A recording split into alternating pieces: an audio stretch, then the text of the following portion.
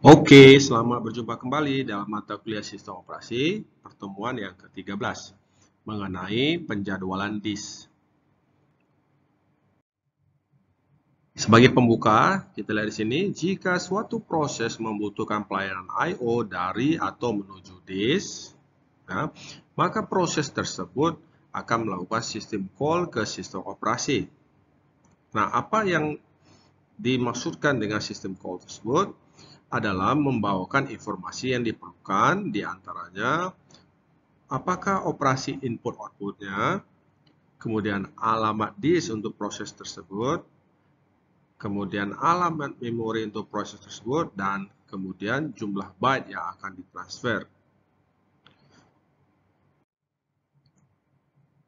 Untuk itu, dilakukan yang namanya algoritma penjadwalan disk. Ada beberapa algoritma penjadwalan disk. Yang pertama namanya penjadwalan FCFS atau First Come, First Serve. Ya, jadi ini adalah sistem antrian atau queue. Ya, jadi dari namanya kita lihat di sini siapa yang pertama datang dia akan pertama dilayani. Sebagai contoh, antrian permintaan pelayanan disk untuk proses I/O pada blok dalam silinder adalah sebagai berikut. 98, 183, 37, 122, 14, 124, 65, dan 67. Jika head pada awalnya berada pada 53, maka total pergerakan head sebesar titik-titik silinder. Oke, untuk menyelesaikan soal ini, maka yang pertama kita lakukan, kita harus tahu dahulu arah pergerakan head tersebut dari mulai posisi head sampai dengan kondisi terakhir daripada silinder atau nomor atau alamat terakhir dari silinder. Nah, karena kita menggunakan penjadwalan FCFS, maka di sini kita akan lihat sesuai dengan antriannya. Maka di sini kita jawab, head akan bergerak dulu dari 53 ke 98. Kemudian 183, 37, 122, 14, 124, 65, dan terakhir 67. Oke, jadi dia mengikuti antrian masuknya. Kemudian yang kedua, kita hitung jumlah pergerakan dari satu posisi ke posisi lain. Oke, saya tuliskan. Oke, head-nya tadi berada di posisi 53. 53 ke 98. Jumlah silindernya adalah sebanyak 45. Di sini 45. Oke, atau bisa juga kamu lakukan 98 kurang 53, ya 45. Kemudian dari 98 ke 183, itu adalah 85. Dari 183 ke 37, itu ada sebanyak 146. Dari 37 ke 122, 85. Dari 122 ke 14, itu adalah 108. Dari 14 ke 124,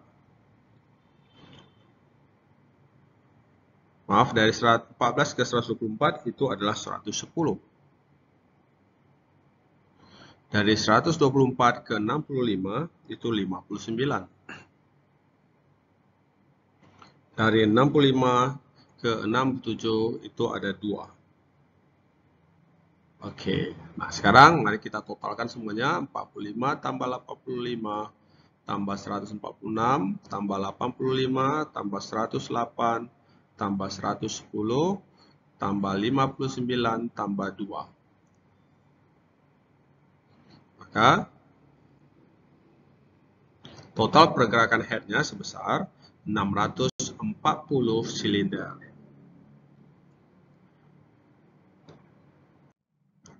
Penjadwalan yang kedua namanya SSTF atau Shortest Seek Time First. Jadi di sini adalah memilih permintaan yang paling dekat posisinya di disk terhadap posisi head pada saat itu. Jadi contohnya sama seperti yang tadi ya.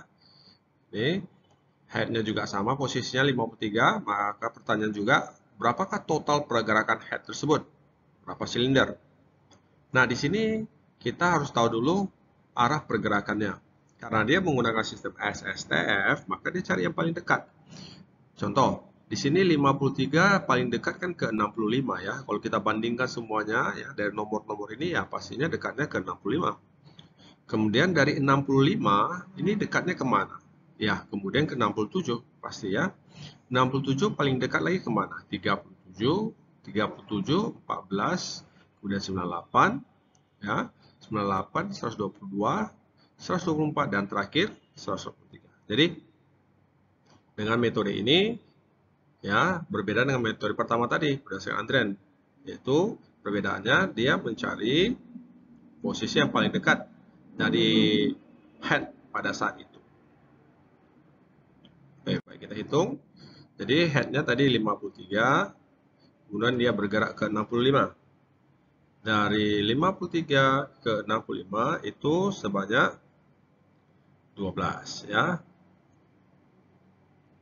65 ke 67 tentu hanya ada 2. 67 ke 37 itu 30. 37 ke 14 itu 23.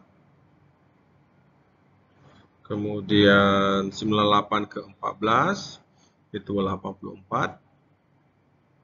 98 ke 122 itu 24. Ya, 122 ke 124 itu 2. 124 ke 183 itu 59. Kemudian kita hitung totalnya. 12 tambah 2 tambah 30 tambah 23 tambah 84 tambah 24 tambah 2 tambah 59. Maka total pergerakan head silinder itu sebesar 236 silinder. Oke, gampang ya. Oke, selanjutnya penjadwalan yang ketiga namanya penjadwalan scan. Ini adalah menggerakkan disk A ke salah satu ujung disk, kemudian bergerak menuju ujung yang lain sambil melayani permintaan setiap kali mengunjungi masing-masing silinder. Oke, sebagai contoh yang sama kita pakai ya.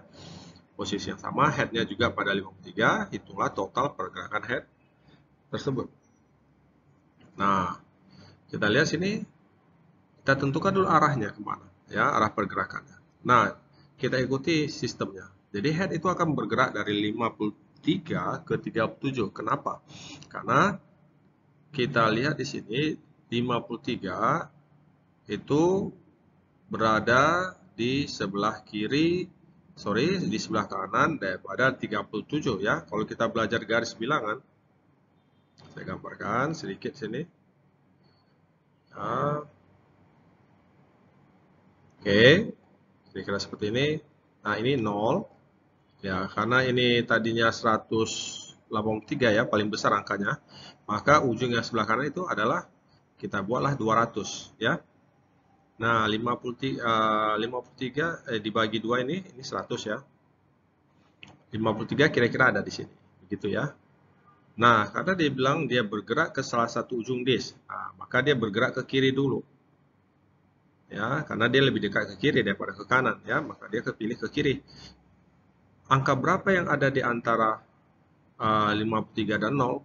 Maka di situ kita lihat adalah 37 ya. Makanya dia bergerak dulu ke 37 di sini. Dan terus sampai ke kiri, habis kandas ya, 37 kemudian kemana lagi 14. Setelah 14 kan tidak ada lagi ya, karena 14 kan 0. Maka dia bergerak lagi ke sebelah kanan. Sebelah kanan 53 itu apa? Ya 65. Nah, kira-kira di sini lagi 65. Oke, tadi ini 14, katakanlah di sini 14. Oke. Nah, dan terusnya bergerak terus sampai ke kanan. Siapa yang paling kanan? Ya, tentu 183. Begitu. Nah, itu mengenai arah pergerakannya. Saya rasa tidak masalah, jadi kamu bisa gunakan garis bilangan untuk melihat pergerakannya. Nah, sekarang kita hitung total pergerakan head tersebut. Dari 53 ke 37 itu ada 16. 37 ke 14 itu 23. 14 ke 65 itu 51. 65 ke 67 itu 2. 67 ke 98 itu 31. 98 ke 122 24. 122 ke 124 itu 2. 124 ke 183 itu 59. Sehingga kita totalkan 16 tambah 23 tambah 51 tambah 2 tambah 31 tambah 24 tambah 2 tambah 59. Ya, total pergerakan head sebesar 208 silinder. Oke, itu dia ya. Good. Dan yang terakhir, nah ini kita bahas penjadwalan C-scan. C-nya itu artinya circular. Jadi di sini adalah menggerakkan disk arm ke salah satu ujung disk, kemudian langsung bergerak cepat menuju silinder paling ujung lainnya tanpa melayani permintaan terlebih dahulu. Nah, inilah bedanya dengan si scan tadi ya. Kalau C-scan ya, di contoh soalnya sama, headnya juga sama posisinya. Kita gambarkan dulu garis bilangannya. Oh, sorry.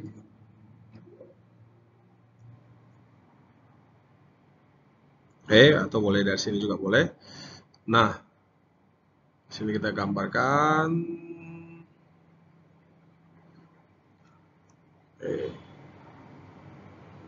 Katakanlah sini 0 ya, kemudian ini 100. Nah, headnya kita bagi dua tadi di sini. Oh, sorry, ini bukan 100 tapi ini 200 ya. Nah ini dibagi dua ini jadi 100. Oke. Nah, 53 headnya ada di sini kira-kira. Nah, kemana dia bergerak? Ya, maka seperti yang kita baca tadi dari C-scan, ya, maka dia akan bergerak ke ya sebelah kanan, ya ke ujung kanan dahulu. Ya, jadi sini 65 sebelah kanannya ya, kemudian 67, kira-kira di sini, kemudian 98 ya di sini, kemudian 122 terus 124 sampai 183. Nah, setelah 183 dia akan berputar dari sebelah kiri ini. Maka dari 0 siapa paling dekat ya 14 dan berhenti di 37. Oke, ini dia arah pergerakannya. Oke, jadi saya ulangi, dari 53 dia bergerak terus ke kanan, mengambil angka-angka yang berada di sebelah kanannya. Kemudian setelah sampai di ujung paling kanan, angka yang paling kanan, dia akan bergerak dari sebelah kiri lagi, diambil dari seluruh angka-angka yang ada berada di sebelah kirinya. Begitu ya.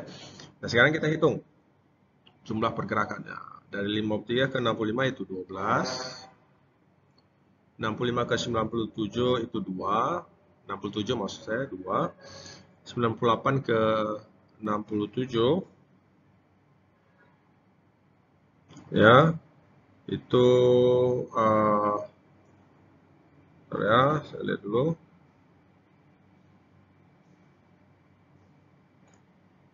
Oke, ini ada sedikit perubahan ya. Sebentar. 65, 7, 65. Oke, di sini ada 21 ya, begitu ya, 21. Sorry, 31 maksud saya. Benar ya, 31. Kemudian di sini ada 24, 98 ke 122 itu 24.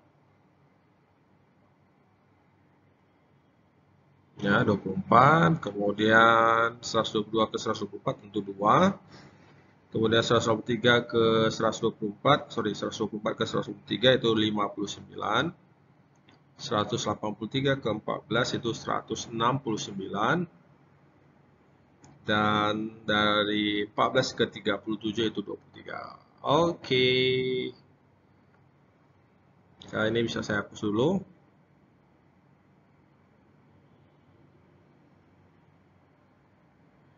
Kita akan lihat, ya kamu bisa hitung juga nanti. Ya, jumlahnya itu adalah ya 322. Oke, jadi nanti total pergerakan silindernya adalah 322. Nanti kamu bisa cek sendiri, hitung ya berapa. Benarkah 322? Tapi begini dia prosesnya dan cara menghitungnya. Oke, demikian dulu untuk kuliah kita hari ini. Silahkan dikerjakan prosesnya. Terima kasih.